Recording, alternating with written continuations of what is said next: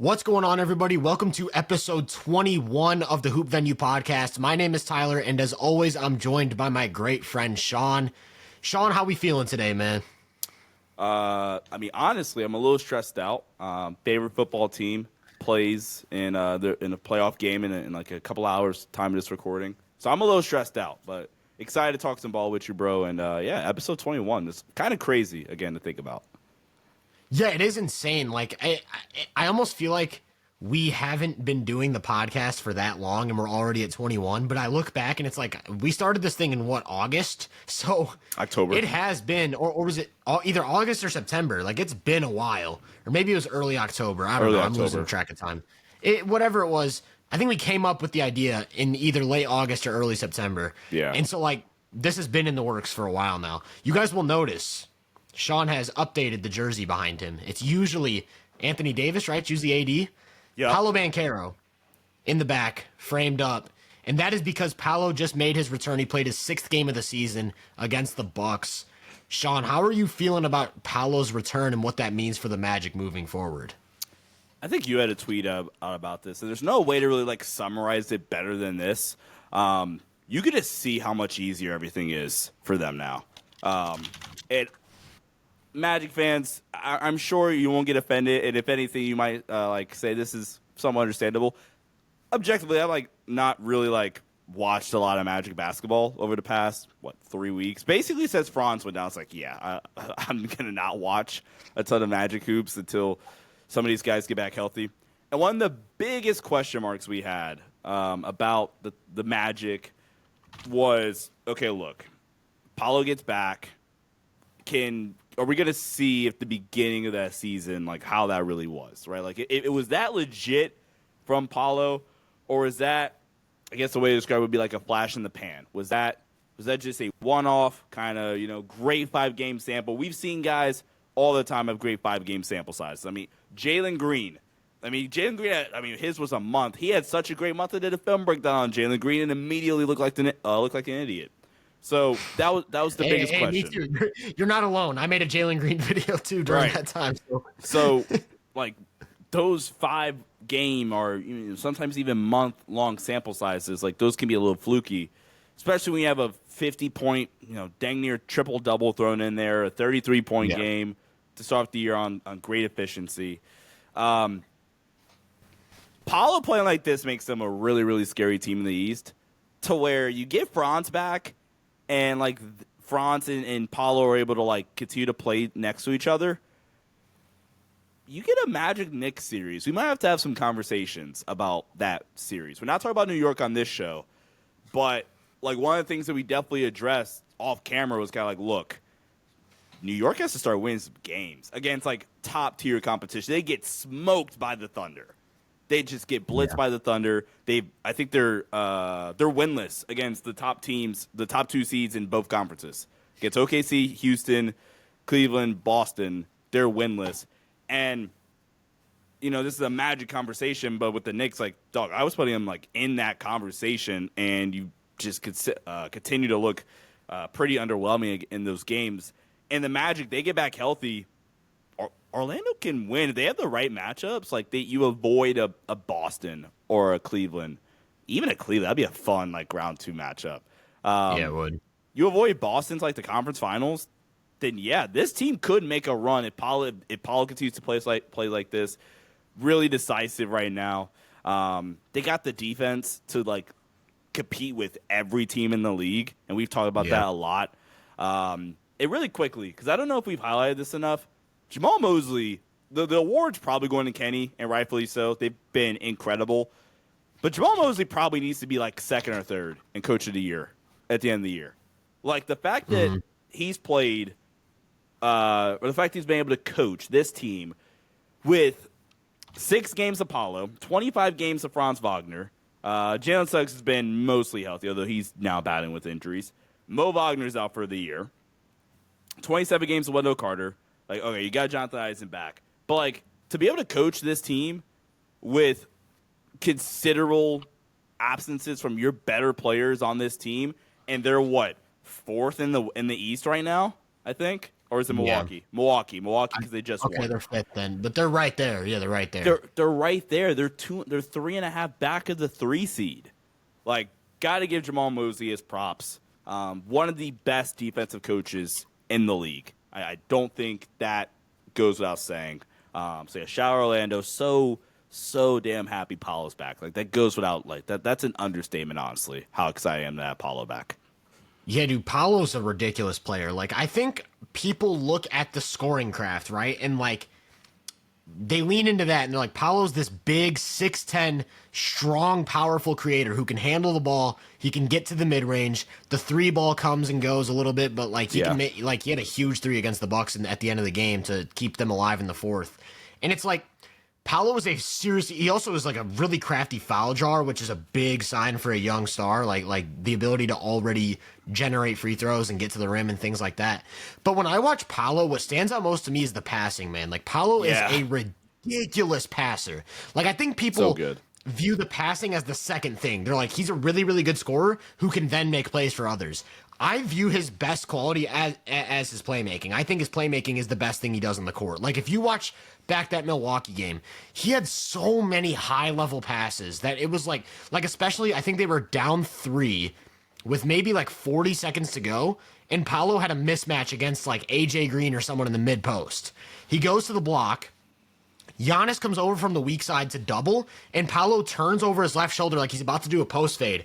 Throws it, puts his hands above his head, and whips a skip pass over Giannis's arm, and it lands in Tristan da Silva's pocket like dead perfect. Like, it looked like a LeBron pass. Yeah. It was dead perfect shooting pocket, and da Silva missed, but it was like the best shot you could have gotten on that possession. And I think Paolo consistently makes those like mind-boggling passes where you're like, how the heck did he see that? He had another skip pass against the Bucks where he was like dribbling from the right wing, live dribble, whips it past like Dame's arm or something, and it lands perfectly in the left corner. And it's like, that's a Luka Doncic pass being made from a 6'10" power forward. Like, Paolo is a ridiculous playmaker, and like, as long as the shot making is there, you can kind of stack him up with most of the offensive players in the league. Like that level of passing to go along with when the shot is falling, like when the mid range is working, and that's what we saw in the Bucks game. Like, in the Bucks, he played 26 and a half minutes. He was on a little bit of a restriction. And he had 34 points, 7 rebounds, 3 assists, and he shot 67% true shooting in his return game. That's like knocking off the rust. And it's like, dude, Paolo's a ridiculous player. And I also think he's like a pretty decent defender. I think he definitely benefits from the structure of that team and the way the coach utilizes him and things like that. But like, in terms of just holding his own in specific matchups, I think he does fine because he can move his feet, and then he's just a brick wall. Like, he's ridiculously strong. He had a few pretty good possessions against Giannis man to man. So yeah, dude, Paolo, like, when he's playing like this, legitimate like all NBA quality player, like top 20 type of guy. And with the way Franz was playing, I would still give Paolo the edge, because I think for as good of a playmaker as Franz is, I don't think he makes the type of reads that Paolo does consistently. Yeah. So I think Paolo is still like the lead. Like, I think the pecking order is still Paolo, then Franz. Although Franz's defense does make it an interesting conversation in terms of who you think the more valuable player is two-way. I think that's a pretty interesting convo. I'd probably still go Paolo, but really interesting convo. And it's a good problem to have, right? Yeah. It's like, you have 2 really, really good guys. You have one who's clearly a lead creator. Like, Paolo clearly projects to be a number 1. And so then you have another guy who's like a Tatum. Yeah, like a Tatum. Although with like a much different approach. I won't say like more refined or anything, but like definitely a different approach as a scorer. But yeah, like the same type of thing. Like, Tatum, I think, is an underrated passer. I'd say Paolo will be, I won't say yet, Paolo will be a better passer than Tatum is, I think, pretty clearly. Like, I think Paolo... So are we saying Franz is Jaylen Brown? No, because Franz is definitely like a... Yeah, no, Franz is definitely a sharper, like way sharper attacker than Jaylen Brown. Although Brown's like obviously a freak athlete, so he kind of gets by on a lot of that. But like, yeah, Hunter too. Agreed. Jaylen. Bringing it back to the Paolo convo though, like, people were comparing him to Melo, Blake Griffin. I hated the Melo. I see those comparisons. From a scorer, sure. Yeah, I couldn't stand the Melo comparison. Yeah, I didn't get that either. I see where they're going with it when it's like triple threat. Like I think Paolo has a lot of the triple threat stuff Melo did with like and just being physically overwhelming, using his shoulders and things like that. But yeah, he didn't really ever operate like Melo. And then Blake Griffin stuff I think was more like an off-ball projection where it's like he has a very similar body style to Blake Griffin. He's 6'10", bulked up, long arms, big hands, can get above the rim. So it's like they were kind of projecting like more of a pick and roll arsenal, similar to Blake. But yeah, when I watch him, like, I almost feel like he pulls a little bit from each of these guys, and then he has a lot of like Brandon Ingram to him. Like Paolo's just such a unique player, man. And I think at with the way him and Franz have both like peaked at different points in the season, if those guys can both find a way to maintain the production they have while sharing the court together, it just unlocks so much. Like you can run a Paolo pick and roll with Franz as the screener. You can reverse it and have Paolo screen for Franz. You can have Paolo ISO with Franz one pass away. You can have Franz ISO with Paolo in the dunker spot. Like there's just so much you can do with those two, and they're both huge wings. So then you can supplement them with all types of different players, like a Jalen Suggs, who can handle the ball, play in transition, is an elite defender. Yep. Any type of big. Like they can go for Goga for more rim protection, Wendell for more playmaking and switchability, Mo Wagner for more offense. Like there's just so much you can do. And it all comes back to the idea that I said in my tweet. I was like, Paolo just makes things so much easier, man. He makes constructing lineups easier. He makes getting threes easier. He makes playing in transition easier. And so, yeah, Paolo, man, I'm all the way on board. I still want to see a bigger sample of him performing at this level because, like, it's only been 6 games on the season. But yeah, man, but it's 6 games. Sorry to cut you off. Comparing, and I feel disingenuous doing this, like comparing it to last season, but we're gonna do it anyway. Scoring, he's taking a 7-point per game lead from this year to last year. He's rebounds have increased by 1.5. If you look at true shooting has taken a 6% leap from last season. 54.6% true shooting, a little bit below average for the league. 60.3% true shooting percentage, while also lowering his turnovers by almost a full turnover per game compared to last season. And then you touched on his ability to like draw fouls and create contact, and doing a great job at that. Last season, Paolo averaged 6.5 rim field goal attempts per game. Per 75. 6.5 rim field goal attempts per 75 and 7.3 free throw attempts per 75, which I'm not even going to say those are bad numbers. Like those are pretty solid numbers in terms of like getting to the rim, creating some fouls through 6 games. Again, I have to like kind of lead up the conversation with that every single time. 7.5 rim field goal attempts and then 11.8 free throw attempts per 75 possessions. Like, you gotta love that from Paolo. He's increased his 3-point volume.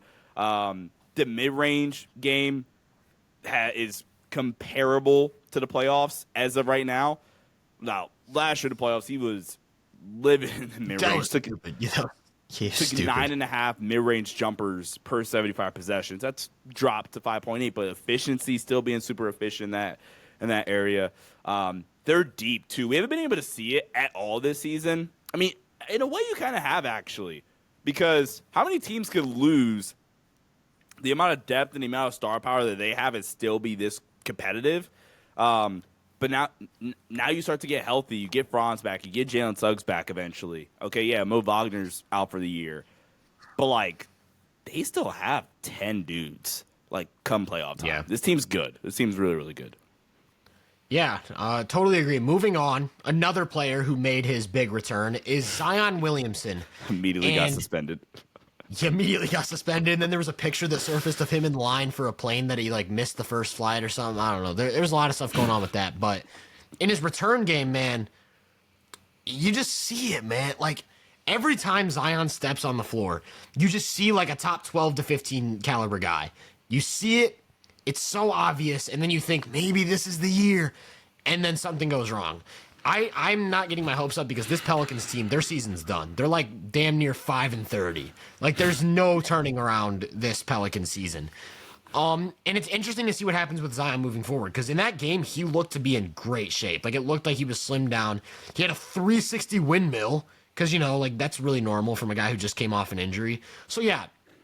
I don't really have any strong takes about the Zion stuff because Pelican season's done. He's probably not going to get traded, so it'll kind of just end up being empty calories for however many games he ends up playing.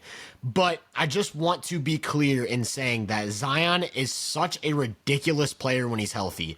And it sucks that, like, he's had so many injuries that people kind of view him as, like, the bust. Like, I remember people were talking about the NBA ratings thing and saying, like, him not panning out is a big issue because he was marketed as the next guy. And I get where they're coming from, but I still think people overlook that he has been exactly the guy he was expected to be every time he's been able to string together like at least 2 weeks of healthy basketball. The guy is just like a walking 30.60% from the field. Like, dude, that game, his return game was against Rudy Gobert, and he just got whatever he wanted in the paint, and he hadn't played in 2 months or whatever. Like, dude, the guy is a ridiculous player. Do you have any strong feelings about the Zion stuff, or are you kind of where I'm at, where it's like, great player, terrible team, it is what it is? So this is actually where I wanted to take the conversation at, because I've seen a lot of people, and the recent stuff about like him being late to practice or whatever, and him like miss or being late to the team flight or whatever, that doesn't help the situation whatsoever. But I do want to take the conversation here. What do you do if you're the Pelicans?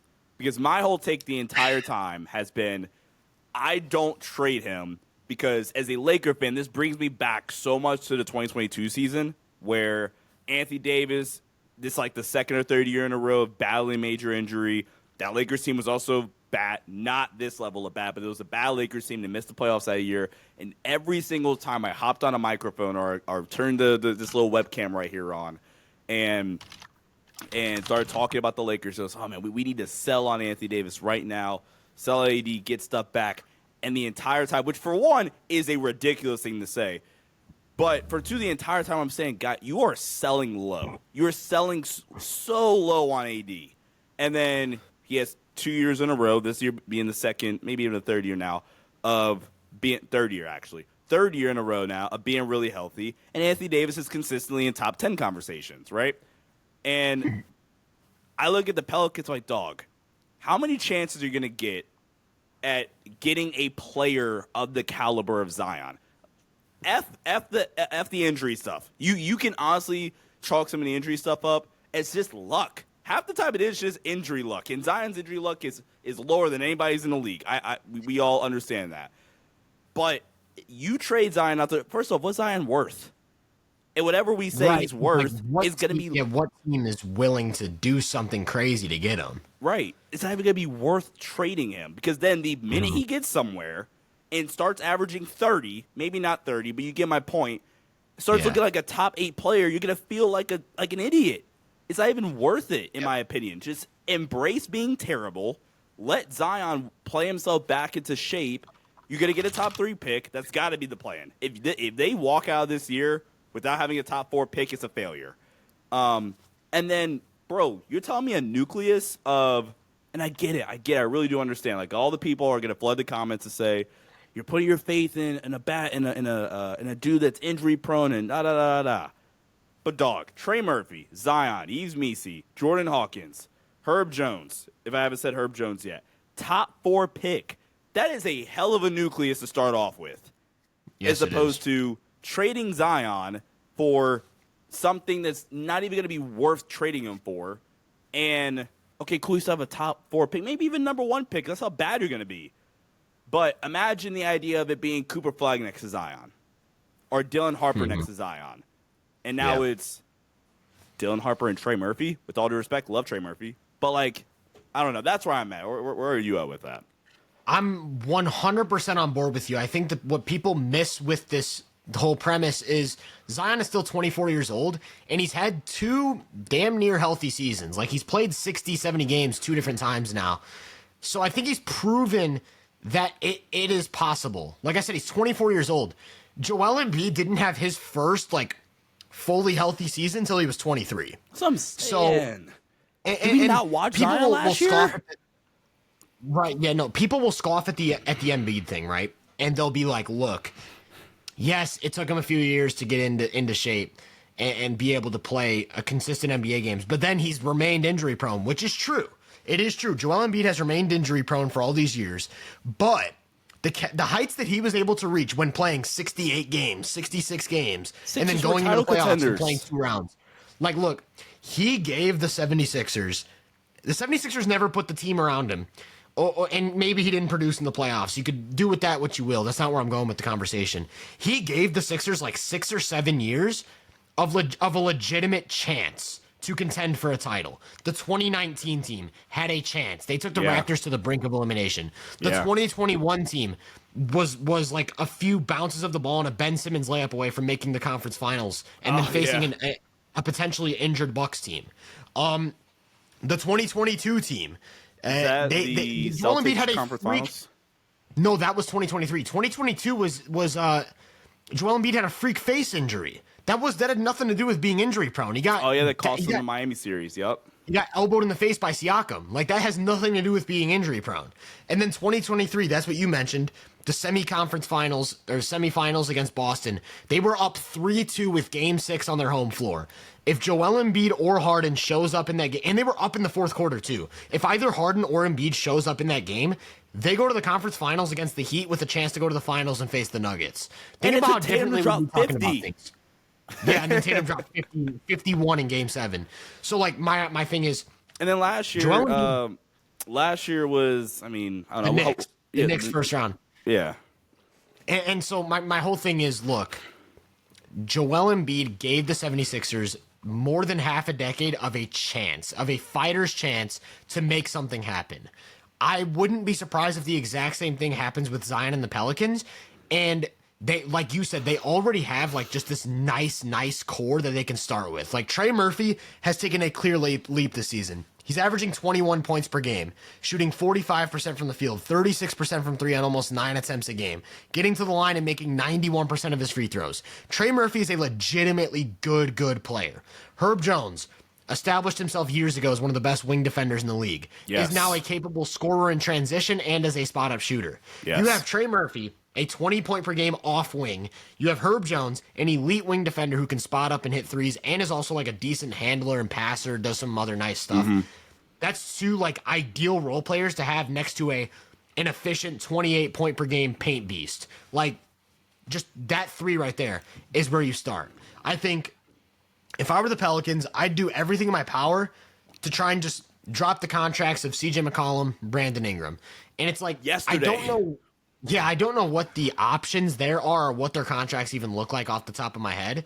But, like, that's where I start, right? Just see who will buy low on these guys, because you're not going to get much of a return for either of those guys at this point. And then you got Yves Missi. You've got Jose Alvarado still there, by the way. Jose Alvarado's another good player.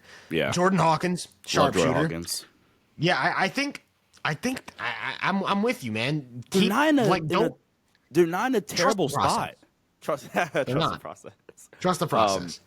And what's so funny about that is, also, for one, let's think about this. I just pulled up their cap sheet, right? If you look at Zion's contract, the minute he gets healthy, that's going to be one of the best contracts in the league. Yep. Like, relatively speaking, for a superstar level player, that's going to be one of the best contracts in the league. Like, yeah. He's making another thing that I think people overlook is if you find a way to drop. Oh yeah, also DeJounte Murray. That never made sense. They should not they need to get rid of DeJounte Murray because he's with the McCollum and Ingram, where it's like, it just doesn't make sense. But going back to the Zion thing, what people overlook with the prospect of getting rid of McCollum and Ingram is that not only are you clearing a lot of cap space, you're also like, you can fully embrace Point Zion, because Point Zion is just an absurd player. Like, dude, another great passer. You and I watched that playing game against the Lakers. That was terrifying. He was attacking. I have never seen someone attack Anthony Davis in pick and roll and drop and successfully scoring him at the rim over and over and over. It was like watching. I thought I was watching something fake. There was nothing they could do. And it was, dude. He was gonna end up going for like 50 if he didn't get hurt, dude. And I regard AD, and maybe like this year, like it changes a little bit, but like especially at the time, I regarded AD as like the best half-court defender in the league, and it just didn't matter. Like, that's how good it was. Like, Zion is so good. Freak of a player, bro. Like, freak of a player. And so, like, I think there's a world where, like, 3 years from now, the Pelicans get like a top, like from now, for this year, they get like a top 2 or 3 pick. They draft Harper, Flag, whoever. And then 3 or 4 years from now, they find a way to manage Zion and keep him healthy for the playoffs. And then it's like, okay, maybe you get 60 games out of Zion in the regular season. And now you're the 5 seed. And you're going into the 5 seed with Zion, a bunch of switchable wings who can shoot, a second star, and then like a legitimate big. And it's like, what are playoff defenses going to do against Zion? And what do you do against a guy like that? Because it's a lot different from Giannis. It's so much different from Giannis. Like, Giannis is unstoppable in his own right. But we have seen some teams have success, like building the wall and doing whatever they do. Yeah, Zion operates so much differently than Giannis. They just both happen to score in the paint. Like, it's so funny to me. I've never, ever seen a defender be able to stop Zion from getting to his left hand. Ever. Like, not Draymond, not Gobert, not AD. I've never seen someone stop him from getting to his left hand. He's got the best 2-foot leaping ability since, like, ever. Since his 2-foot leap is dumb. He's like 290 pounds with a ridiculously low center of gravity. So even, like, dude, yeah, it's just ridiculous. Like, I'm thinking about it in my head. Like, I remember there was a game where Boston put Drew Holiday on him. And it's like, physically, Drew Holiday is the type of matchup you want with Zion. He's like an inch or two shorter. He's got this ridiculous lower body strength. He's super quick laterally. And Zion was going through him like he was a little kid. And just, like, hitting him with all types of ferocious spins, getting above the rim and punching it on him. Like, dude, I can't say enough good things about Zion when he's healthy. So, like, yeah, I really hope they don't jump the gun. Because, dude, if there's a world out there somewhere where the Spurs are like, yeah, we'll get Zion. Like, we'll take a chance on him. And then you get Zion and Wemby dominating, and it's like, it's over. Like, dude. Yeah. Just to add one more thing to the conversation, and this is at least my thought process, right? And if you disagree, I'm curious to hear yours, obviously. In professional sports, the goal should be to, from a organization standpoint, we're trying to make money, obviously, right? And we are trying our damnedest to compete for championships. Not everybody's going to win. That's obvious. Because if everybody was going to win, every single team in every single sport would have won a title. But like you said, to give yourself a chance to compete, right? You are actively hurting both of those outcomes if you trade Zion, like tomorrow. Because Zion's healthy. I want to go see Zion. I'm going to go to a Pelicans game. They're playing the Hawks on a random Wednesday night in New Orleans. Every time Zion's been, like, healthy, they've looked like a 50-plus win team. Like, do you remember the start of the 2023 season? They were the 1 seed before Zion got hurt. They were so good. Right. They were the 1 seed. And you are actively, like, okay, let's say they trade Zion and they suck and they get the number 1 pick and they take Cooper Flag. Cool. Okay, Cooper Flag could be like your next franchise guy, but would you rather have that next to Zion? Dude's already established as a top 20 player when healthy. Again, all you need is literally 1 year. 1 year where Zion has good injury luck, which, by the way, was last year into the play-in tournament, and was, 2022? Was that the other year where he played like 60-plus games? It was 2021. Okay. 2021 Zion was crazy, bro. We've already seen years. Okay, so what is 2? This is like year 5, so hop off. We've already seen instances where Zion can put together a 60-plus game stretch of being healthy. Okay, let's have that guy next to a Cooper Flag, next to a Trey Murphy and a Herb Jones and a Yves Missi and a Jordan Hawkins and a Jose Alvarado. Instead of trading, just gifting somebody a top 20 player, and you're only going to get, 1 first-round pick because you're selling low on him? That's bullcrap. Keep Zion. Can I hit you with something crazy, man? So Zion's a really interesting player because every time he's strung together a stretch of play, there's always been a ramp-up process. Like, remember the beginning of the 2023 season? Zion kind of looked a little rough, was getting a lot of hate, like, because everyone was like, he just can't do it, he can't stay healthy. And then the Pelicans went on like a 10-game win streak, took the 1 seed, and Zion ended up playing 29 games in the season. No, this was 2 years ago. Okay, yeah. He started to ramp up. And it was like, I'm oh looking my at it gosh, now. Zion is ridiculous. Then in the 2024 season, again, like the first half of the season, he was like a kind of a normal player. Like everyone was kind of overlooking him, whatever. Then the Pelicans had like a month in February or March where they were like the highest net rating in the league. Zion was March. averaging like 30 points and 6 assists. And that was leading right up to the play-in where it all culminated in like a peak performance. I know what I was watching. If you look 40, at Zion's 11, and overall 5. season numbers, like if you look at his overall season numbers during these years, you'll think of like a top 20 player, right? It's like a top 15 to 20 player. But if you isolate the stretches after the ramp-up process, you're literally looking at a top 10 quality player. Like, dude, as a sophomore in 2021, 20 years old, Zion averaged 27, 7, and 4 on 65% true shooting.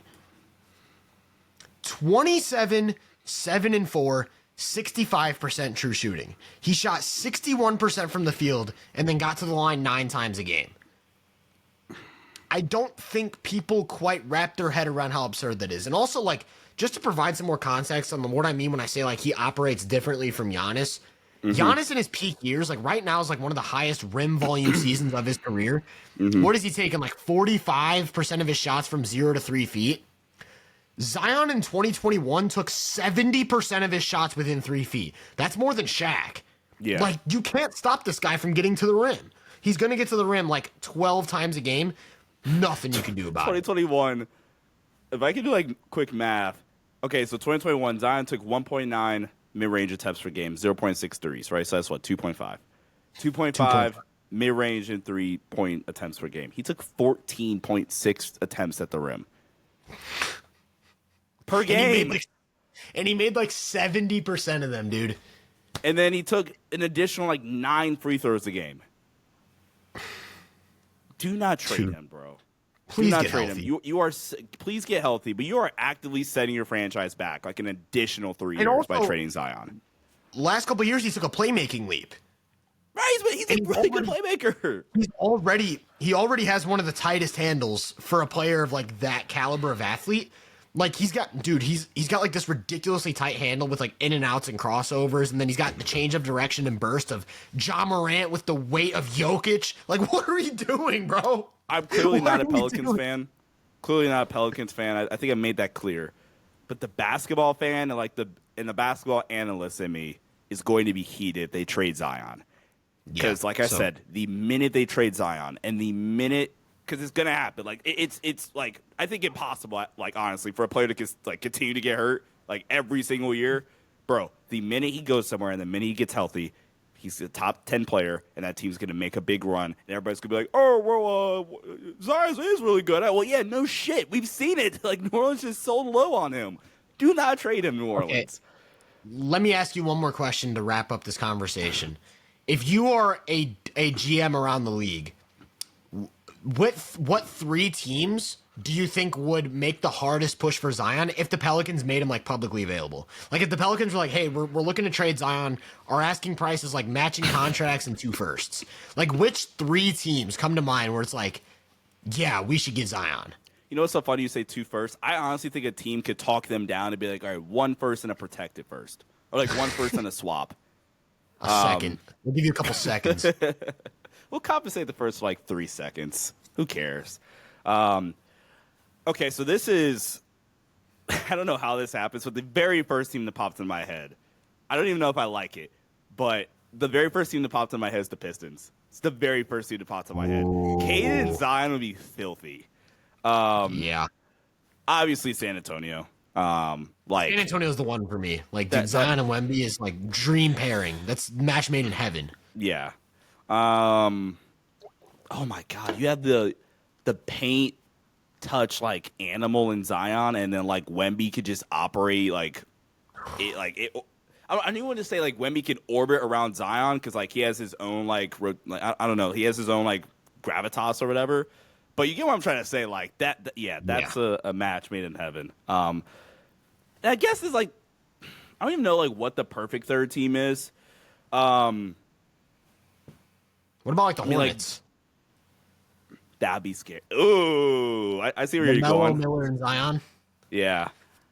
build I off almost that. said Brooklyn. If I'm Brooklyn, I'm just building around the draft. Like Brooklyn's the team that I might be like trading stuff for. Indiana. Hallie and Zion would be filthy. That'd be so disgusting. Also, yeah, another underrated part of this conversation is Zion sounds like a filthy fit with everyone because it's just such an easy, like, just like that caliber of, like, dude, Zion and Jokic? What are we doing? All right. Next topic. I don't want to talk about that. What are we doing, man? Zion and Steph? What are we doing, man? Like Zion and Chet Holmgren? This is probably the most Pelicans talk we're going to have all year. I think we talked about that for 20 minutes. So Pelicans fans, there's your 20 minutes of Zion. So I'm actually curious what Pelicans fans like think, because I'm not like in like I really interact like Pelicans Twitter or whatever. But I'll be honest, I don't even know if it really exists that much right now. Like I feel like I haven't seen them say a word in like since the play-in game. I haven't seen the Pelicans tweet. But yeah, like dog. He's so good. Yeah. Please don't trade him. Let's move on, though, because, yeah, like you said, 20 minutes of Zion is a little bit crazy work. But that's what we're here to do. We're here to yak for all of you to listen. Speaking of freak athletes, the freakiest athlete since, like, young LeBron James is on a tear right now. I was about to say, Amen like, Thompson. 2009 Braun or, like, current Amen Thompson stuff. Well, like, that's, like, the level we're kind of on. Maybe like 2009 Braun is dunking from the free throw line, like literally. But Amen Thompson is pound for pound. I don't even know if probably is the word now. Like he's pound for pound the best athlete in the league. Yeah. Dude, I said that last year. I had a video called Meet the NBA's Best Athlete or something like that. Amen Thompson is a freak athlete. Like, and it's because when you split up the conversation of athleticism, right? It's important to split up like hard athleticism and then soft athleticism. What I mean by that is like soft athleticism is all of the stuff Shea excels at. Flexibility, balance, coordination, like different body angles like you can contort at and things like that. Those are where Shea excels. Deceleration. Hard athleticism. What'd you say? Deceleration. I mean, maybe that fits into like some of your that's another one. That's like start and stop. Yeah. Yeah. All types of stuff. And then the hard athletic traits are like explosiveness, strength, just raw speed, things like that. And you can pinpoint a guy for every quality. Like when I think strength, my mind goes to like Jokic. When I think explosiveness, my mind goes to like Anthony Edwards. When I think balance and coordination, or flexibility, my mind goes to Shea. When you think about every quality put together, vertical pop, balance, everything, Amen Thompson checks, because Ja, I think, is a similar mover to Amen. I don't think Ja quite has like the graceful, like just sheer. I don't know what the word I'm looking for is. When I compare Ja and Amen, there's like a level of gracefulness and like effortlessness with like his steps and stuff that like totally. He's like gliding. It's like Michael Jordan-esque, like the way he kind of just like glides all over the court and then like jumps and just like teleports to the rim to get blocks and rebounds. He had back-to-back games of 16 and 15 rebounds a couple nights ago. Like, dude, he's a guard. And also strength. What is he? He's way stronger than Ja. Yeah, he's way stronger than Ja, and he's also taller. What is he, 6'6", 6'7"? He's 6'7". Yeah. I think he's like 6'7", 209 pounds. 7'1" wingspan, I think. Yeah. So, like I said, Amen checks every single box as an athlete, and it's starting to come together with the skill set. Like you see the rebounding. Obviously, he's already one of the best wing defenders in the league. He's a really, really good passer. He has super high feel for moving off the ball, playing out of the dunker spot, all of those good things. And my question is, because I don't even think it's a matter of if, it's a matter of when. When do we start to just say Amen Thompson's the best player on the Rockets, and that's their piece of the future? Yeah. I think definitely from a two-way value standpoint, I think it's probably Amen. Like you said, he's already such a great defender. Last 10 games for Amen Thompson, 14 points, 9 boards.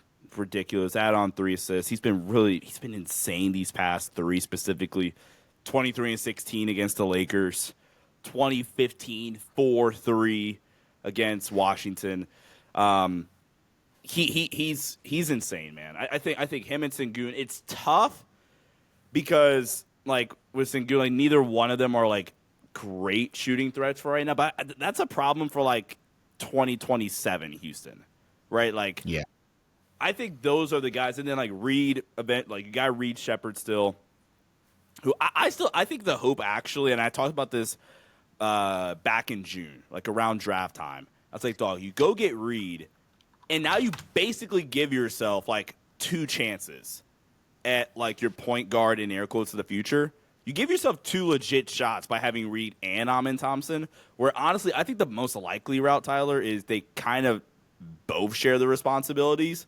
Because part of me still doesn't know if Reed is like your 75 plus touches or whatever a night operating spread pick and roll guy. And I don't even necessarily know if that's Amen either, because I think he still has some flaws. He's 20. For sure. No, And not even. I was going to add, I don't think Amen, I will stay, right now it still takes Şengün, and it's just because I don't think Amen yet is a guy you can really run your offense through. Exactly.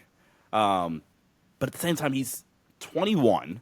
He'll be 22 in like 19 days or whatever, but still. So, okay, 22 years old. And continue to build through him and Sengun. And, I don't know what's going on with Cam Whitmore and some of the stuff that he's been involved in Houston. But I don't take them necessarily seriously right now from a Western Conference outlook standpoint. I think I made that pretty clear. But Rocket fans, not hating, obviously, or am I? But from the long-term outlook, man, like Amen Thompson continues to like build his offensive game. I actually think a playoff exit for the long game for Houston is actually the best thing that can happen. Like where Amen really gets to get in that setting. Like right now, okay, they're the 2 seed right now, and I think so, yeah. Amen Thompson, Sengun for the first time. I don't know if Reed would be in the rotation, but Tari, like some of the guys, Jalen Green. Oh God, Jalen Green in a playoff setting. That's either going to go really good or really bad. There's no in between. We have to. I have to keep it positive about Jalen right now, though, because he has been hooping. He's hooping right now to start the year, and it's like I don't know if it's one of those stretches, like you talked about the month of March, man. Like that was just such a crazy month, and then he never replicated that again. But very quietly, since the new year hit, so 2025, the Rockets are 4-1. Jalen Green is averaging 28 points per game, shooting 41% from 3 on 10 attempts a game. Also, I want to acknowledge with Jalen, like, really bought in and is, like, probably a plus defender this season. 59.7% true shooting for Jalen, too. Yeah, so, I'm still not in on Jalen, especially not as, like, your offensive focal point, like they kind of needed him to be. But, like, yeah, I think I want to give credit to the way Jalen Green's been playing on both ends, because he really has strung together a really nice stretch of games here. But like the point that I was gonna make was like for Houston, your first round matchup for your inexperienced core to be Minnesota or the Clippers is awesome. To where look, Amen, you get to go against Rudy in a drop, or you get to go against Jaden McDaniels or Anthony Edwards. The Clippers, playoff Kawhi defensively. Derrick Jones Jr., just that defense in general. And same for like Sengun, obviously, right? With the Clippers team defense and Zoo and then Rudy Gobert. Like that, honestly, I think is the best case scenario. Okay, obviously they can win. I'm not telling them to lose a playoff series intentionally. Oh, man, Sean Davis said we should lose this playoff series so, for the benefit. No, like obviously, make the longest runs you can, but I don't see that in the future for this season. But gain that experience against really, really, really good defenses, I think it's only going to benefit them going forward. Yeah, I think I agree. That's all I got on the Rockets. If you want to move on, I don't really got much else. It was mostly an Amen conversation, but we kind of looped it into the team. Yeah, I just wanted to shout out Amen because he's been playing awesome. Yeah. What is going on with the Celtics? They've won 5 of their last 10 games. And I will admit, I'm kind of getting nervous. And it's not because of the fact that they're losing games. It's because when I watch them, I'm starting to pick up on some things that, like, maybe worry me come playoff time. Like, I think it was always kind of expected with some of these older guys. Like, I think Horford at this point is, 39 years old? So it's like 38 or 39. It's like, yes, another year of Al Horford tacked on. But like, I'm looking at the rest of their guys. Like, I think Jaylen Brown's having a down year. I'm actually not too worried about Jaylen. I think Jalen's been mostly fine. Like, his percentages are down and all of that good stuff. But like, in terms of the way he's processing the game, I feel fine. Tatum and Brown, I feel fine about those guys. Derek White, I'd argue, is probably having his best season. I feel great about him. It's the other guys. It's the Drew Holiday not looking like Drew Holiday on either end of the floor right now. It's Horford, like I said, aging another year. It's Porzingis not being reliable. And here's my thing. The Celtics last year could get by not having Porzingis. If you have to go through Cleveland in the East, you need your entire team. You need your entire team. And the Celtics are still 27-11, so it's not like this slippage is some big deal. Another thing to consider is that the Celtics have had home court in like every playoff series since like 2022, damn near. And it's like, okay, if the Cavs are really going to win like 68 or 70 games, now you're going into a 7-game series with Cleveland where you don't have home court advantage. Your older guys are looking a little slower. Maybe Porzingis only gives you 3 or 4 games. I'm starting to worry a little bit as someone who has had the Celtics as the number 1 title contender since the beginning of the year. Where's your head at? Are you worried, or do you think this is just kind of just like getting through the season? There's a couple things with Boston. One, I'm kind of in the same sense of you where, look, they're top guys. I'm not really worried about at the end of the day. Like, Tatum is having an MVP caliber season. I was talking with a Celtics fan the other day. It was like, dog, if Tatum was in another jersey, he probably would get more consideration. And I kind of get where he's coming from. Although at the same time, like, what Shea's doing is remarkable. What Jokic is doing is remarkable. But I do understand it. Like, dog, 28 points per game on, the second best team in the East, like the third best team overall, like record-wise in the entire league. Should, maybe in another jersey probably does get a little more consideration, right? A good follow on Twitter, my guy Keith Smith covers he's a Celtics fan, but does cap stuff, really a cap guy for Spot Track. But he made a point, and one of the things that you hear from like Joe Mazzulla all the time is like winning the math game, right? It's one of the biggest reasons why, like, obviously Tatum's shot diet has changed a lot, right? We've talked about that. And the Celtics are, whenever somebody talks about like the league's ratings or whatever, I'm not going to like down that path. But when somebody does bring up that conversation, they always like to talk about the Celtics. Now the Celtics are like the reason why the league's ratings suck because they jack up threes. When, for one, find me like more than 3 teams in the league that can replicate their style with the success that they've had. And I'm going to tell you, you can't find 3 other teams in the league that could do what Boston's doing at the level that they've done it for, the 2+ years that Joe Mazzulla's been here. Especially not the half Porzingis. But Keith's brought up a couple times, like if you go to the Celtics game, for example, shot more threes than Boston. And I didn't watch that game necessarily. I have to go back and look at, maybe there's a specific reason why.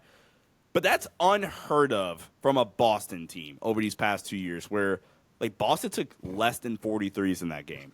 That's unheard of. And again, I didn't watch it, and it won't be today. There's no chances today.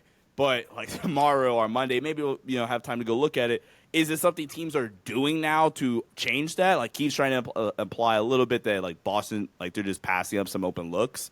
But that's kind of unheard of from a Boston team, right? So like that would be the thing that I'm like, okay, like can you guys like get back on track from that perspective and get to those threes? Because I know the point's going to be, well, they should be taking 50+ threes anyway.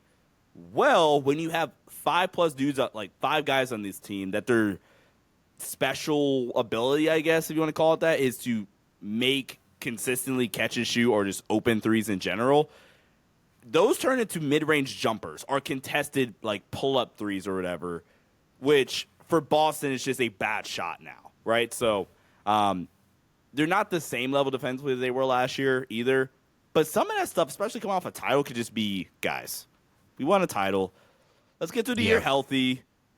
in April, you guys are going to want to see us. Like, it's part of it is that, too. So that's kind of where my head's at with the defensive thing, because I'm like 50-50. I'm like, I think Holiday looks a little bit slower. And if Holiday's a little bit slower, you're going from like one of the best, if not the best point of attack guy to just like another defender. Horford looking a little bit slower. Like, I think he's a pretty big part of their defense with his ability to switch and his ability to play drop and the double big looks he can give them because he spaces the floor.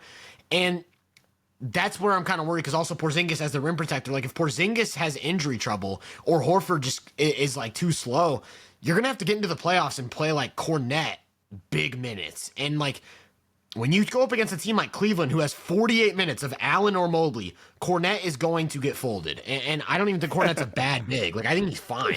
It's just like, and I guess we could bring this into a Cavs conversation, because the Cavs just played the Thunder in a statement win, and that was our last topic. And I'm just kind of going through where my head's at right now. So, like, I wanted to see the Cavs against a defense of OKC's caliber. And they didn't skip a beat. They weren't affected at all. So are we like officially transitioning to that? Are we transitioning the Cavs Thunder? Well, it's kind of I'm gonna bring it back. It's like one. Okay. It's two conversations. It's like one conversation for me. I think I needed to see the Cavs do two things. There were two things I needed to see with the Cavs before I bought all the way in. One was the offense, like I said, against a defense of that caliber. And I think this is a matchup where Chet Holmgren's absence actually shows that the OKC has a giant hole, and not many teams can take advantage of it. And it's only when Chet's not in the lineup. Like, if Chet was there, I don't think it would have been a big deal. But it's the lack of size, right? Like, the big to big passing between Allen and Mobley absolutely picked apart OKC's backline. Like, we talk about how perfect their rotations are. The rotations straight up didn't matter because they didn't have the size to stop these guys from getting dunk after dunk after dunk. And the problem was OKC couldn't find a good pick and roll coverage. Like I was about to say, Dort played really well on Mitchell. And I don't even remember. I think Kaysen got the Garland assignment for most of the game, but they would set guard to guard screens and get the switch on to Shea. Like, Garland would have Shea on him, then set up the pick and roll. And it's like, if iHeart dropped, Garland would either turn the corner or get to the pull up jumper. If iHeart hedged, he'd get the ball to the short roll, and now you have Allen with Mobley in the dunker spot, and then it's like J-Dub to protect the rim. You're not going to get a stop. And J-Dub's a really good weak side, like, rim protector, but it's 7 foot Evan Mobley. Right. And then it's like OKC tried a zone. They tried switching matchups. They tried even just straight up switching iHeart onto the ball at the end of the game. Yeah. And that's when the Cavs had the possession where they got 5 offensive rebounds. And it's like, okay, that's what I needed to see. I needed to see the Cavs do it against a defense of OKC's caliber. The second thing I needed to see was the way they would handle guard-to-guard screens, because I think Cleveland's biggest weakness as a team is the small backcourt. I think you would agree with me there. Like, Mitchell Garland as a backcourt against most playoff offenses is a little bit worrisome. And so what Cleveland did is they switched everything. Like, it didn't matter if it was Garland on Shea. They switched everything, and then they'd play it straight up, but with Mobley playing free safety. Yep, and I'm going to fund you there. Yep. Yeah, and I think Shea did an incredible job of getting to his spots. Like, Shea is the crazy ISO scorer. He still had like 31 points. J-Dub had 25 points and 9 assists. So, like, those guys were still creating. And it got to the fourth quarter where it was like, 103 to 102? And then Cleveland made their adjustment. They started putting 2 on the ball on Shea and then rotating. And the thing that happens is, because Mobley can just play cleanup, you can rotate, you can close out hard, you can run everyone off the line. And they basically were like, hey, Kenrich Williams, you're going to have to beat us. Like, we want you to beat us. And then he couldn't, so they pulled him off the floor. Kenrich gets pulled, and then Cleveland goes 2-3 zone with Allen and Mobley patrolling the paint. And so it's like, it doesn't matter who's on the ball anymore. You could have Garland on Shea with a late double coming from Ty Jerome, get the ball out of his hands, and then Mobley and Allen are playing cleanup. And it's like, yeah, they also at one point experimented putting Mobley on J-Dub because J-Dub was attacking the smaller guards. And it was like, dude, Cleveland has so many different things they can go to. And those were the two things I needed to see. I needed to see them handle guard-to-guard screens. I needed to see their offense produce, because Did you see the post earlier? They have the number one offense in NBA history, not just by like raw efficiency, by relative efficiency. Like their offense above league average is first all time right now, above the 2004 Mavericks, which had Nash and then Dirk at the 5. And then it was like the 2016 Warriors, then the 2005 Suns. And it's like this Cavs team is one of the best offenses of all time. Their ball movement is sublime. They don't miss threes. They can out-rebound most teams on the offensive glass and outsize them. They always have 3 or 4 ball handlers on the court. Ty Jerome had like that closing lineup, like Ty, DG, Donovan Mitchell, Jarrett, and Evan Mobley. Okay, cool. Donovan Mitchell had 11 points. Lou Dort, great job. You got 2 other dudes that can handle the ball perfectly fine. And Darius Garland is so good. And so good. So good. Can't believe he was in freaking D'Lo conversations in the summer. There's a discussion I want to have about Garland, but I'm going to wait till we do our All-Stars episode because I want to really go into the Garland stuff because Garland is phenomenal. Like, he's so underrated. But going back to my struggle. Point, the East guards are so good. It's going to be tough. It's going to be tough. It's going to be fun, though. Like, it'll be fun to weed out the differences. So, one last point on the Cavs. Like I said, needed to see them handle the guard-to-guard screens. I love the idea of switching and then shrinking the floor. It's what the Mavs did to make the finals. They had Luka switching on to everyone, Kyrie switching on to everything, and then just shrinking the floor. It works. I think against Boston, it's risky because you then have to rely on guys missing threes, like Drew Holiday, Derek White, Horford, Porzingis. Those guys have to miss threes, and it's a little bit risky. I think they would have a harder time with the guard-to-guard screens against Boston than they did. But they can also pull from a lot of what OKC did to limit Boston with, like, late doubles in the middle of the floor and things of that nature. And they've already shown a willingness to do that. They also have that 2-3 zone. That was a literal superpower in the fourth quarter against OKC. I think it can do the same thing as against Boston. So that's why I wanted to bring this conversation back to Boston, because I think I'm ready to say that Cleveland is my number one team in the East.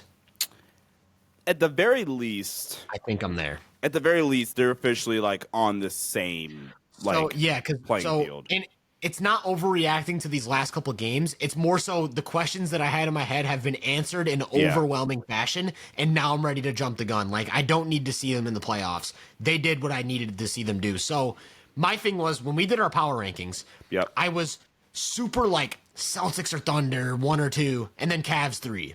Right. Right now, my head is fully healthy Thunder, number 1. I think with Chet Holmgren in the lineup, with Caruso playing however many minutes he plays, I think that is the best team in basketball.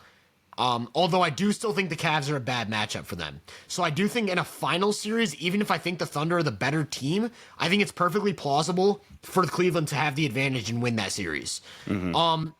But whereas I was like Thunder Celtics, now I'm Thunder Cavs. Celtics are right there, but they're down in the pecking order, and they can make me look completely stupid.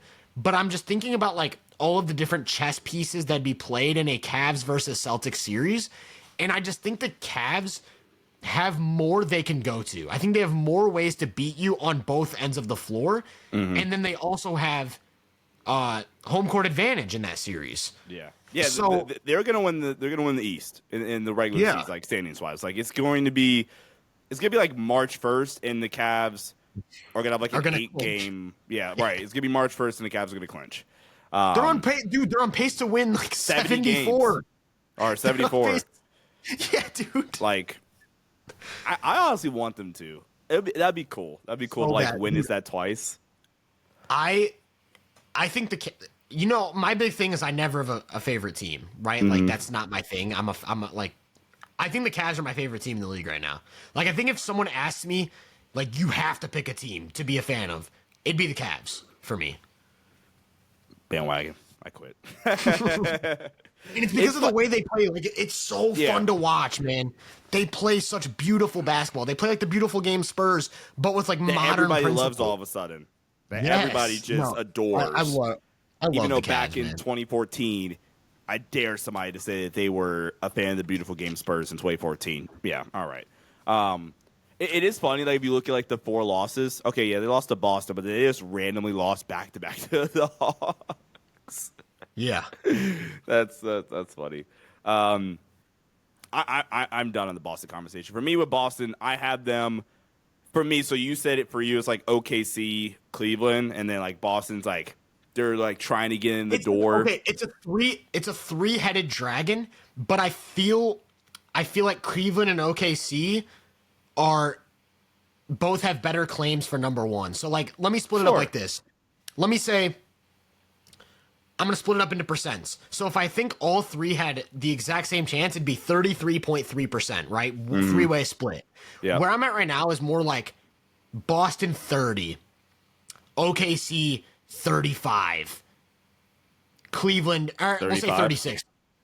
So yeah, I'll go OKC 36, Cleveland 34, Boston 30. Okay. That's where I'm at. That's where I'm at. Yeah. Going to the Cavs and Thunder game, which, by the way, if you did not enjoy that game, I like you just don't like basketball. If you don't like that, you don't like NBA basketball. I'm gonna give like the league its props because they marketed that game. Yes. Like it was the game of the year. Like it was a heavyweight fight. Like it was prime Floyd Mayweather versus prime Mike Tyson in boxing. It was a heavyweight fight. That's how they marketed that game. Like, can you imagine like the marketing campaigns would be going off if you got like Floyd Mayweather versus no, I don't even have to do that. We were old enough. I mean, obviously it's pretty recent. Dog, the Floyd and like Conor McGregor fight, if you want to call it that, the way that was promoted and marketed, dog, you couldn't escape it. And okay, I get it. It was like a 3-day cycle because like Cleveland's last game before that was January 5th. They played January 8th. But for that, for those 3 days, the league did everything in its power to go, no, these are the best two teams in the league. This team has an MVP candidate. This guy is this team has arguably 4 All-Stars on their team. That they're both on historic pacing, historic level of offense, historic level of defense. No, this is the game to see. We're going to put it in the early slot so we can all watch it. Go watch it. We're going to put butts in asses or butts. We put asses. Butts and asses. We're going to put seats. Butts and asses. We're putting butts and asses, Sean Davis. We're going to put seats. We put asses in seats. Oh, my God.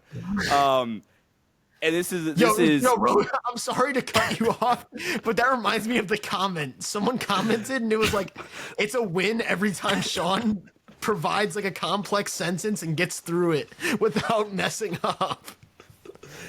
I replied to it too. I was like, I replied to that too. I was like, damn, he kind of cooked me. I was actually hoping you didn't see that. Damn. Okay, so he officially cooked me. No, like they made it appointment booking. Like you had to see it. And first off, the game absolutely delivered, and actually maybe even exceeded expectations. Because I was kind of not gonna lie, I was a little nervous throughout the day. Because I'm like, dog, in this game, like if it flops or it's a blowout, like it's completely one-sided, it'll be bad. And okay, so glad that it lived up to expectations and then some. Just gotta start off with that. Where do you want to take the conversation first from this game specifically? I mean, I kind of hit the main points I wanted to hit in terms of like what I needed to see from them. Yeah. I think it was the way they controlled the glass, the way their zone dominated the game. Especially late. Hell of adjustment by Kenny. Yeah, that fourth, because they were kind of tossing the zone. They were like teasing it. It's like 2 possessions here and there.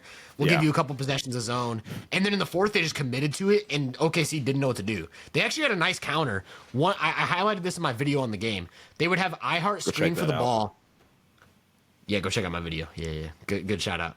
OKC would have iHeart screen for the ball, force the other wing to commit. Then Shea would swing it to J-Dub, attack the middle, and then iHeart would short roll into a floater. They did it like 3 times. He does. And then so Cleveland adjusted. By the way, they had Jarrett Allen start on the block and then sprint at iHeart and like close the floater.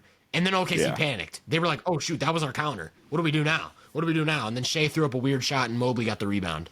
And it was like, oh, yeah, Cleveland just has them figured out at this point. So, yeah, that's kind of where I was at. Like, what stood out most to me, actually, like, Cleveland, I said I needed to see Cleveland's offense produce against a defense of that caliber, and it did the entire game. The biggest thing that stood out to me is that, like, they closed this game off their defense. Cleveland's defense is what won them the game down the stretch. OKC couldn't create anything in the fourth. So I guess that's where we can take the conversation because, like, Cleveland's offense is clearly, like, dude, right now they're shooting, they're going to become the only team in NBA history to shoot 50, 40, 75. Ever. No team has ever done that. And they're currently leading the NBA in 2-point scoring and 3-point scoring. I don't know if that's ever been done. I'm not sure. If it has, it's been like the best offensive teams ever. So the offense is there. It's clear that there isn't a thing you can do to just really like stall their offense. Like we talked about some teams forcing 95 to 90 scores in the playoffs. You cannot do that against Cleveland. The question mark is the defense. And they've shown a level of versatility and buy-in that really just makes you look like, is that really a concern? Like against most teams, I think Boston's the only team in the league that can really exploit some of what Cleveland wants to do on defense. And then it's like a shootout. It's like if Boston isn't hot, Cleveland has a serious advantage. Yeah. So yeah, that's kind of where I'm at. That's kind of where I wanted to go with the conversation. And it's like on OKC side, nothing really worried me. It's just like get Chet back, and that matchup probably looks a lot different. Yeah, I think that was. I don't even know about the guard-to-guard screen part, but I think what you said about them doing it against that a caliber of defense like OKC, that was definitely like the biggest like holdback. And I feel like I've kind of like I've apologized plenty. I'm not going to do it again. I think if Cavs fans are still mad at me, so be it. But that was the thing that I was like holding off on too. I was like, okay, look, I think they're there, but let me see it. Because then again, like if it's a blowout, OKC just dominates. All right, cool. Then it's kind of reserved still for the time being. Because I mean, honestly, all we've kind of had to work with the Cavs, I'm not like discrediting them, right? Was 2 wins against Denver, their win on December 1st against Boston, which they split the first 2 meetings by the way so far. So I'm like, okay, it's what it is. And then like a Knicks game, which was the 4th game of the year, right? And none of those defenses honestly are like anything to like write home about, except Boston's obviously, but Denver's like not a good defense. No. And New York, that's the 4th game of the year when they weren't defending at all. So there's nothing to write home about on those. And then you get this OKC game, and like you said, it just didn't matter almost. And to your credit, you get Chet back. It's who knows? Cleveland maybe still wins that. But the level of dominance that Cleveland had on the glass, especially to close out the game, Cleveland just went to their too big look and just said, look, we're going to just get every single rebound. There's nothing you can do about that. OKC and Ihart was in foul trouble. So that was another thing that like really, really screwed them over. Whereas you get Chet back, okay, cool. Now our counter is like we're just going to throw Chet and Ihart together and not lose the spacing because Chet is a legitimate floor spacer, and we'll be a lot more better off. Cleveland, man, they just have so many dudes that can produce offensively. Again, the modern go ahead.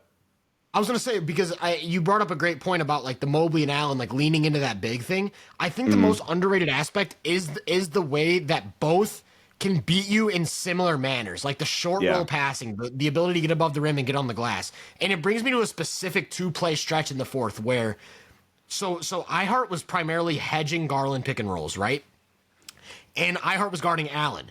So there was a play in the 4th where Garland used a pick and roll from Allen. Ihart hedges. Garland hits Allen in the short roll.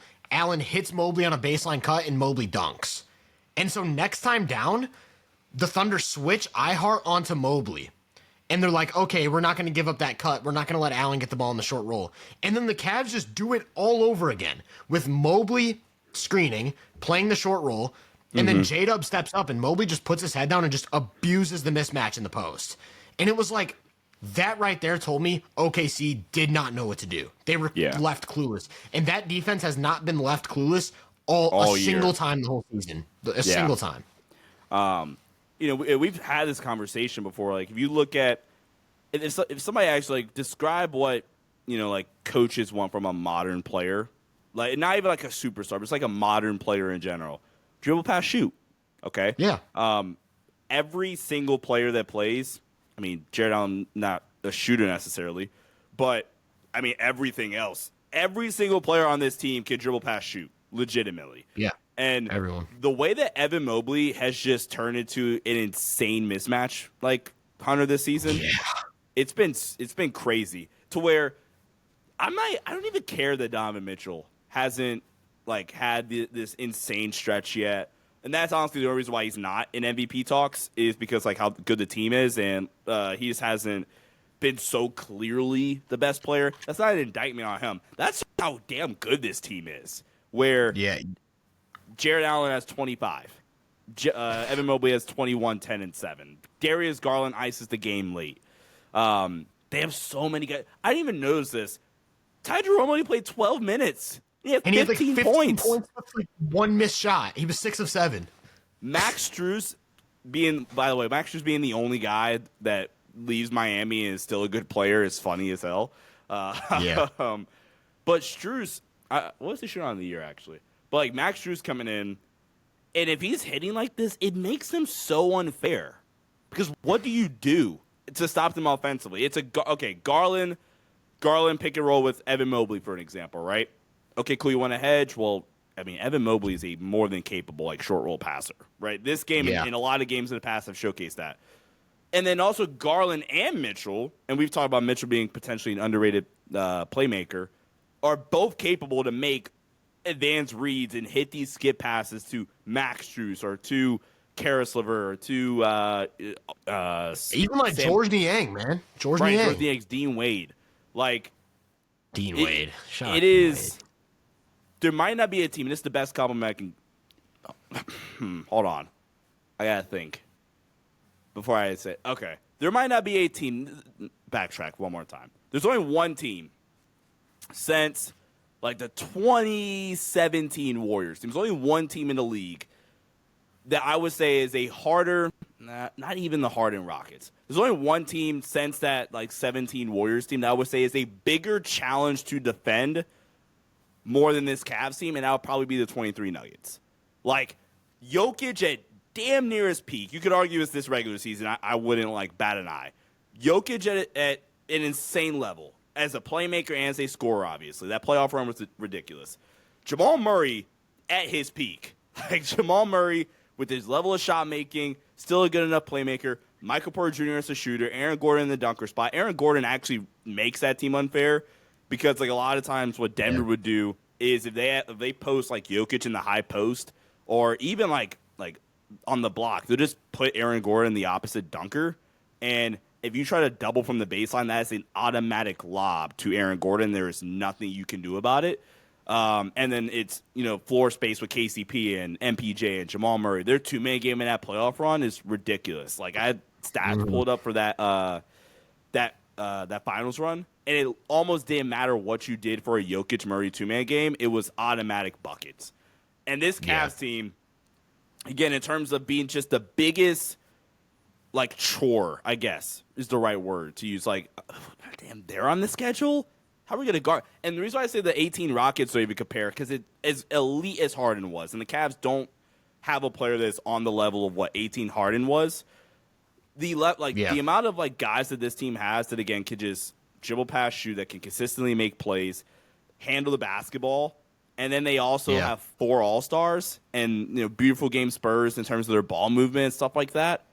This is the best offensive team, I mean statistically of all time. Yeah. Well, the big thing for me is the versatility. Like when you went up against the 18 Rockets, you knew what the Rockets were going to do, and it was like you can't really stop it, but you can try to contain it. Like Harden's going to run a million pick and rolls. He's going to do a million isolations against mismatches, but you know what to expect, right? With the Cavs, you have no idea what they're going to do on any given possession. Like it'll be a Garland pick and roll, then it'll be a Max Strus handoff, then it'll be an Evan Mobley open side isolation, then it'll be a Ty Jerome drive, and it's like, dude, they just have an unlimited amount of ways to beat you. Like it's got to be the most versatile offense since, like you said, the 2017 Warriors. Like, there's not like because even the Nuggets had like their go-to stuff. Like it was like we're gonna do this, this, and this. You just won't be able to stop it because Jokic is such a mastermind. But the Cavs will do literally like they'll have an entire quarter of play where they don't run the same play twice, and it's like. And then when they do find something that works, they'll continue to push that button, like the Garland pick and rolls. The OKC couldn't stop the Garland pick and rolls, so Cleveland just did it again and again and again. And it cool. Was like, you deny Donovan Mitchell if you want. Go ahead. Yeah. Yeah. So. Yeah. And they have the best problem in the world to have. They have 3 players who could be argued as their best player this season. That's the best problem in the world. Like you said, Mitchell's not in MVP conversations because he probably hasn't even been the best Cavalier this year. And it's like, this team is just ridiculous, man. They're ridiculous. And so, like you said, they're so impossible to guard. Let me ask you this, because this is where I want to take the conversation to finish off and kind of where my head's at. If you're in a conference final series against Boston, how do you match up how do you match up, and what do you do in coverages? Like, think about Boston's normal starting 5, where they have White, Holiday, Brown, Tatum, and Porzingis. How do you match up, and then what do you do in coverages? Like, do you, because here's the problem. They can't do what they did against Dallas, like where you put Tatum on the 5 and then switch everything, because the Cavs have 2 of those guys who can screen. So whichever one Tatum's guarding is going to be out of the play. Porzingis is literally going to be forced to defend the action every time. So then what do you do? Do you drop? Do you hedge? Do you switch Porzingis onto Garland? Like, what do you do? So I'm still probably going Drew on Darius. Or do you do Drew on Donovan? I'd go Drew on Mitchell, White on Darius. Yeah. Third starter is Brown on Wade. Dean. It'd be Brown on Wade. Yeah. Okay. So that's I was about to get freaky for a second. I was about to say, I'm low-key thinking that do you go Tatum on Wade and let Tatum roam? Yeah. Okay. Well, you know what I was gonna argue Porzingis on Wade. Okay. And then you go Tatum and Brown. You go Brown on Mobley, Tatum on Allen. Yeah. And so that's what I was thinking. But then it's like the Cavs are just gonna have Wade screen, and Porzingis is still gonna have to defend in space every time. Like, I almost feel like it's kind of crazy that can execute pre-switch. Porzingis, I'm pre-switching that. You have to. But then it's like Garland and Mitchell are such ridiculous passers that, like, pre-switches, if they're messed up even a tiny bit, it's a lob. It's a lob every time. Sure, but how many teams not named like OKC do you trust more to like execute that than Boston? Oh no, 100%. Boston's like perfect at it. Oh yeah, the point in general is like, okay, like you do mess it up, then okay, yeah, I got you. So I'm with you there. I think Boston's amazing at that. But, like, do you know how hard it is to pre-switch every action for 7 games? Or even like, do you go like Tatum on Donovan maybe? Because then switch him off the ball. And switch him off the ball. And my thing is, whoever Porzingis is guarding is going to be the one screening. Well, then Porzingis is, if you bring Porzingis into the action, I don't think you hedge.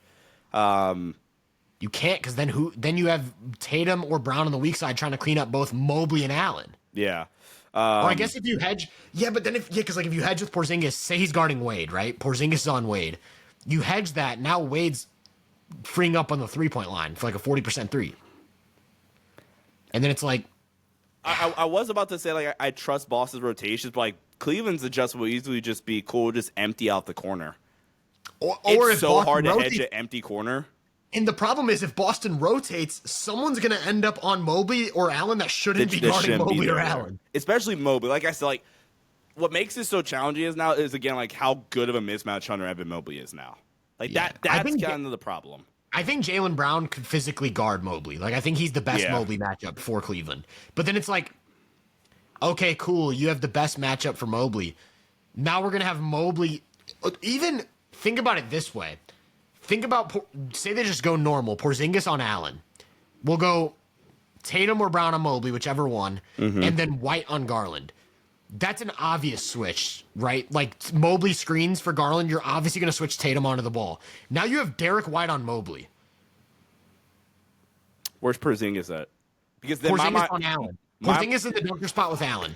So here's what happens, though. Wait, now where's Jalen at then? Jalen is on Wade somewhere. Heel switch. Okay.